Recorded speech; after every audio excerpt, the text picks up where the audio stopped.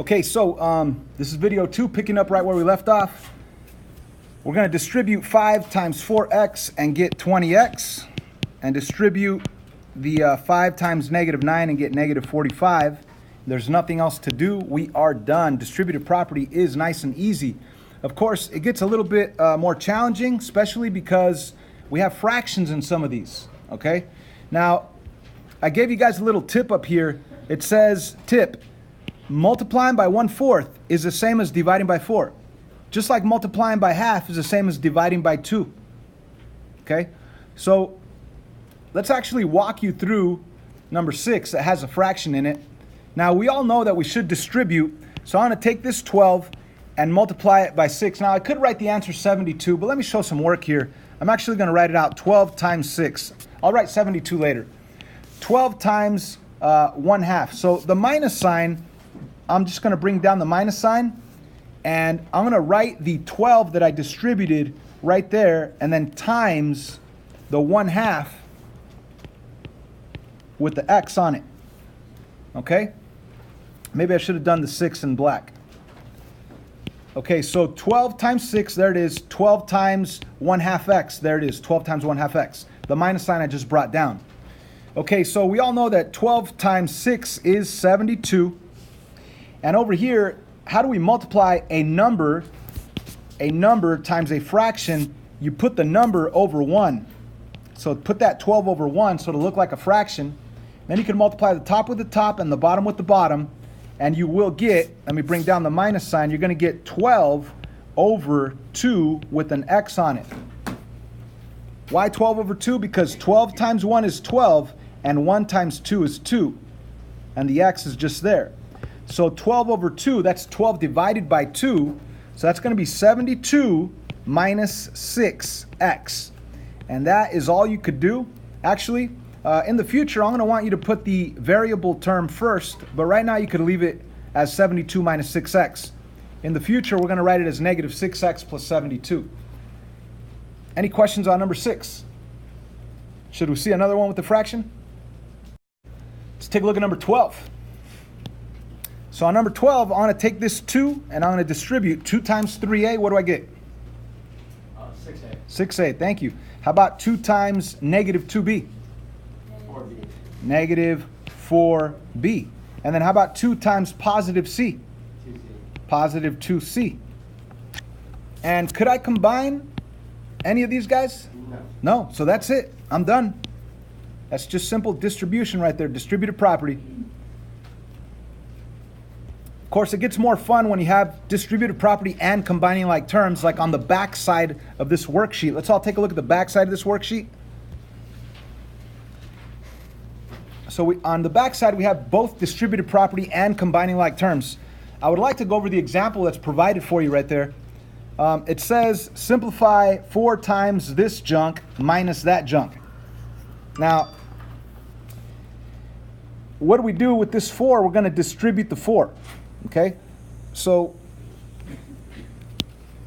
actually what it explains right here, the first thing to do is to recognize all the terms. It says right here, recognize all the terms. There's an a squared term and there's an ab term. Okay, the 2 letters together, you could call that one term. So what do I mean by that? You guys see this ab? That's really a negative 1 ab. So that's like negative 1 of these guys that are called ab. Negative $1. Negative 1 ABs, whatever you want to call it. But this is a negative 1 of these. Okay? And let's distribute the 4 into both of those. When I distribute 4 times a squared, we get the 4a squared. When I distribute 4 times positive 3ab, we get the positive 12ab. After distribution, you do combining like terms. So you have a squared right here. Is there any other a squares? No. But there is 12 of these ABs and negative 1 of these ABs. So you could combine this positive 12 with this negative 1 of those guys. 12 take away 1 is 11. And that's how we get positive 11AB. Now that 4a squared just comes down. Does everybody understand this example? Yes? Yes. Okay. Be prepared for it on tomorrow's quiz. Let's do a couple more. Back here we have combining like terms mixed in with distributive property. Some of them are so easy that you might get confused. Number 2, We have 3x plus 6x. What's that? 9x. And that's it. There's nothing else to do. Number 3, I want to combine like terms. What could I do? Nothing. Nothing. Ridiculous, right? The answer is 3x minus 1, or you could just write the word simplified. Because it's already as simple as it gets. You can't combine anything. You can't do anything. Okay? So this is correct, or this is correct. Whatever you want. You could even write both, I guess, if you want. Let's do this one. What could I combine?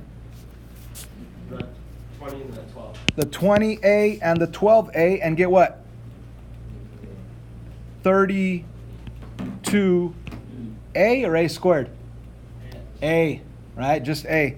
And then minus 8 comes down. That's it. We're done. Now, these are too easy. Let's go to something more fun that has both combining like terms and distributive property. Now, number 8, I circled this one because this one's interesting. If we zoom in to the inside of the parentheses, could I actually add xy plus xy?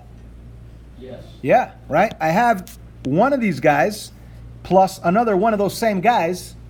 So what do I get? 2. I get 2 of those xy's. Now, I could have distributed, but it's easier to actually combine what you could combine inside the parentheses. So now I'm gonna rewrite the rest. Let me zoom in a little. I'm gonna rewrite the rest. Bless you, by the way. So I have the 10xy, the minus 4 in front of the parenthesis, which now has a 2xy in it. So what I really have is subtraction and multiplication. What do I do first? Multiplication. So what is 4 times 2xy? Negative 8xy. Negative 8xy. Or you could call that a minus 8xy. However you want. And let's bring down the 10xy. So am I done? No, I could actually do 10xy take away 8xy and get what? 2 of those xy's. And now I'm done. So this only looks a little bit more challenging because it has 2 variables in it.